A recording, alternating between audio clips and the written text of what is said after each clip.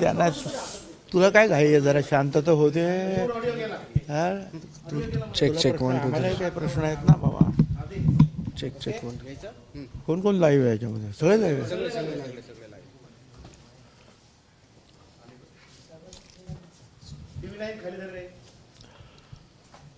माझं तुम्हाला सगळ्यांना अगोदर एक सांगणं आहे की आपण पत्रकार आहात. पत्रकार आहात, तुमचं कर्तव्य आहे की जे जे काही तुम्हाला चांगलं वाईट समाजामध्ये दिसतंय ते दाखवणं. प्रत्येकाची काही लोकशाही आहे, मतं ती जी आहेत ती लोकांच्या पुढे नेणं. परंतु काल माझ्या मतदारसंघामध्ये तुमच्यापैकी 2 वाहिन्यांच्या लोकांना फोन करून बोलवले, काळे झेंडे घेऊन फोन करून बोलवले. का तर मग ते दाखवायला पाहिजे आमच्या चॅनलवर. हा धंदा तुमच्या पत्रकारांनी करता कामा नये. ज्या पत्रकारांना राजकारणात यायचं त्यांना राजकारणात यावं ना सरळ. परंतु माझ्या वाहिनीवर ते दिसलं पाहिजे काहीतरी भुजबळांच्या विरुद्ध, म्हणून त्यांना फोन करून बोलवायचे आणि निदर्शनं करायला लावायचे. का हा प्रकार होता कामा नये. हा काल प्रकार माझ्या मतदारसंघात झाला. त्याच्यानंतर 25 कार्यक्रम मी माझ्या मतदारसंघात घेतले. त्यातल्या ते अर्धे मराठा समाजाचे माझे मित्र आहेत. त्यांच्या घरी त्यांच्या कार्यक्रमात मी गेलो, कुठेही काही नव्हतं. परंतु केवळ काहीतरी एक चित्र उभं करायचं आहे. त्यांना स्वतःहून करायचं असेल, जे कोण आंदोलन करणार ते करतील. पण तुम्ही त्यांना खास बोलवून हे मुद्दाम ते इव्हेंट घडवून आणण्याचं काम जे आहे इव्हेंट मॅनेजमेंटचं, हे तुम्ही करू नका. आता प्रश्न विचारा. साहेब, हे जे काही घडलं तुम्ही जे म्हणताय, मागे 1-2 वेळेला असा प्रकार घडला होता. काही मोजके लोक तुमच्या विरोधात काळे झेंडे वगैरे दाखवतात आणि ते दाखवू दे, मला हरकत नाही. पण माझं काय म्हणत, त्यांना काय दाखवत जाऊ दे, पण तुम्ही त्यांना बोलून आणू नका की गपचूप फक्त माझ्या चॅनलला दाखवायचं म्हणून तुम्ही पुढे येणार आणि लवकर अरे आता येतील भुजबळ. तुमच्या चॅनलसाठी तो इव्हेंट मॅनेजमेंट तो शो करू नका. पुढे काय ते त्यांना दाखवायचं. आता माझ्याकडे 3 लाख मतदार आहेत, तर 2-4 लोक काळे झेंडे फडकू द्या. पुढे 22 जानेवारीला राम मंदिराचा कार्यक्रम होतोय. त्या कार्यक्रमासाठी तुम्ही जाणार आहात का? मोदी साहेबांच्या उपस्थितीत हा कार्यक्रम होतो. मला काय माहिती नाही अजून. आता ती जे आहेत फार जे आमंत्रणं वगैरे ज्या देण्याचे काय चालू आहेत. आता अगोदर आमंत्रण जेव्हा येईल त्याला बघू.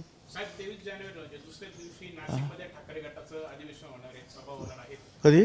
दुसऱ्या दिवशी 23 तारखेला ठाकरे येणार आहेत, सभा होणार आहेत आणि आमचं अयोध्यामध्ये पंचवटीत आहे असं मला वाटलं 23 जानेवारी म्हणजे सुभाष बाबूंची जयंती आणि बाळासाहेबांची जयंती आहे. त्या दिवशी त्यांनी तो कार्यक्रम ठेवला असेल आणि कुठून तरी सुरुवात करायची असते ह्या निवडणुकीच्या पर्वाला. कोण तुळजाभवानीच्या तिथून करतं, कोण आणखीन कुठून करतं, कोण कुठून करतं. आता बाळासाहेबांचा जो आहे तो जन्मदिवस आहे म्हणून ते करते.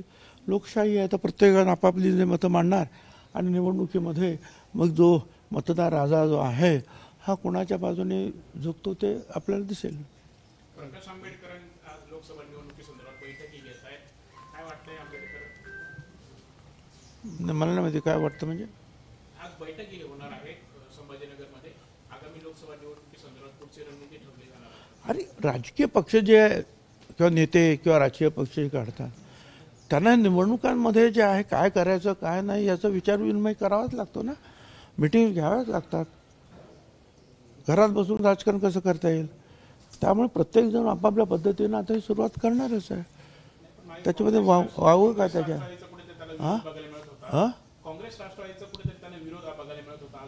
नाही मला काही कल्पना नाही. आणि अशा ज्या गोष्टी असतात त्या त्यांच्या म्हणजे त्या सगळ्या काय मीडियासमोर त्या सगळ्या गोष्टी काही येत नाहीत. आतमधल्या ज्या चर्चा असतात कोणाला बरोबर घ्यायचं कोणाला बाजूला ठेवायचं तर त्यांच्या चर्चा अजून सुरू असतील ना. अजून तर वेळ आहे ना या सगळ्या गोष्टीला. तारीख बदललेली आहे. मुंबईमधले मुंबईमध्ये जे उपोषण करणार होते त्याची तारीख बदलली आणि आता पदयात्रा काढणार आहे, ट्रॅक्टर वगैरे असं सगळं तो लवाजमा घेऊन ते मुंबईला जाणार आहे. ट्रॅक्टरला परवानगी नाही दिली तर पुढं घेऊन जाऊ असं सांगितलं.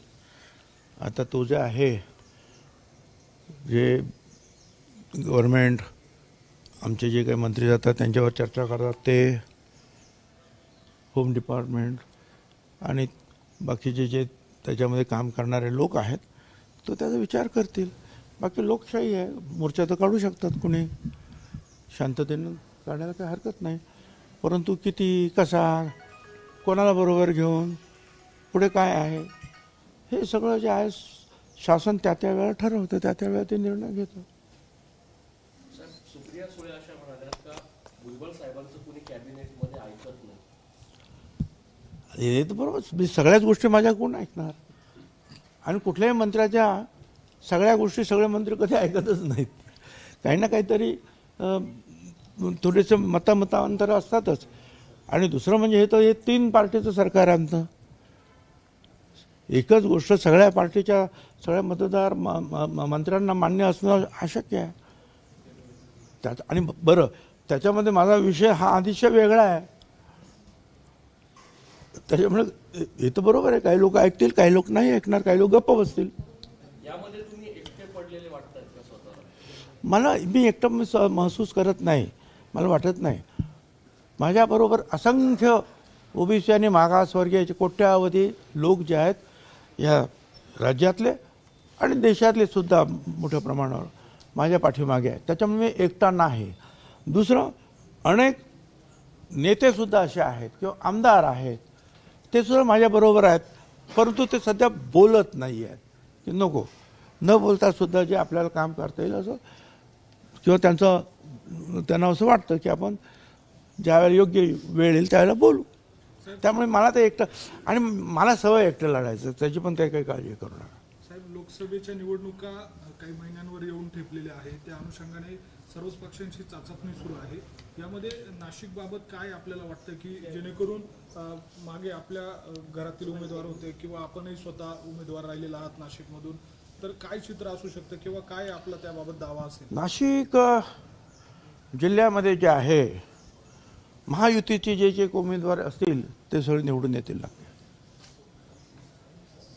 आणि तो जो कोणाला ते तिकीट मिळते, कोणाला उमेदवारी, म्हणजे कुठल्या पक्षाकडे ते जाणार आणि कोणाला उमेदवारी ते मिळणार, ते जे आहेत हे 3 पक्ष जे आहेत महायुतीतले बसून ठरवतील. त्याची काही काळजी करू नका. पण विजय जो आहे महायुतीचा नक्की होईल. मराठा समाजाचा समावेश ओबीसीमध्ये करता यासाठी राज्य सरकारच्या सूचनेनुसार राज्य मागासवर्गीय मागासवर्गीयांचे निकष बदलायचा ठरवण्यात आलेला आहे. मला का ते अजून माहिती नाही तुम्ही काय म्हणता ते, परंतु तो आयोग जो आहे हा स्वतंत्रपणे काम करणारा असो, ठीक आहे. तिथे तुम्हाला पण जाऊन सूचना देता येईल की बा आमचं म्हणणं असं आहे.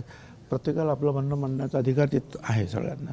साहेब, काल गिरीश महाजन असं बोलले का उद्धव ठाकरेंना जर निमंत्रण नाहीये, ते कुठे VIP आहेत, ते MLC, मी स्वतः 20 दिवस जेलमध्ये होतो, मी 2दा कारसेवक होतो, बाबरीचा ढाचा पाडायला मी होतो, तर ते उद्धव ठाकरे घरात होते. तर आपला राम मंदिराबाबत काय अनुभव आहे? आणि असं आहे, आता ते उद्धव ठाकरे आणि त्याला उत्तर देतील, आणि त्याच्यावर प्रत्युत्तर जे आहे ते काय नाव त्यांचं महाजन साहेब देतील. इतर आहेत ना ते उत्तर द्यायला. हां, आम्ही सांगितलं ना, अजून तर आलेलं नाही आमंत्रण. दादा साहेब, आता एक बातमी येते की जितक्या जागा शिंदे गटाला तितक्याच जागा अजित पवार गटाला मिळाव्यात अशी सूचनेची माहिती. आज सायंकाळी मिटिंग देखील आहे अजित पवारांचं. असं आहे की अजित पवार जे आहेत हे आमच्या पक्षाचे प्रमुख आहेत काय, आणि त्यामुळे जे आहे ह्या जागांच्या वाटपामध्ये जे आहे त्यांनी त्यांचं मत मांडलेलं आहे. आणि जवळपास जेवढे शिंदे गटाचे आमदार आलेले आहेत तेवढेच जवळपास अजितदादा पवार गटांचे सुद्धा आमचे सुद्धा आमदार आलेले आहेत. त्यामुळे सरासर विचार करता जे आहे किंवा त्यांच्याप्रमाणेच आम्हाला पण न्याय मिळाला पाहिजे असं मत मांडलं ते चुकीचं नाही, बरोबर आहे ते मत. साहेब, अजितदादा आणि अमोल कोल्हेंमध्ये सध्या जुळलेली दिसून येते. आता अमोल कोल्हे देखील म्हटले की मी त्यांनी आव्हान दिलेत मला, तर मी ते गौरवच मानतो. ठीक आहे. आता असं आहे की निवडणुका जवळ आले की आव्हान प्रतिआव्हान होणारच. परंतु तिथला निकाल काय आहे तो सर्वसाधारणपणे लक्षात येतो आमच्या. धन्यवाद. एबीपी माझा, उघडा डोळे बघा नीट.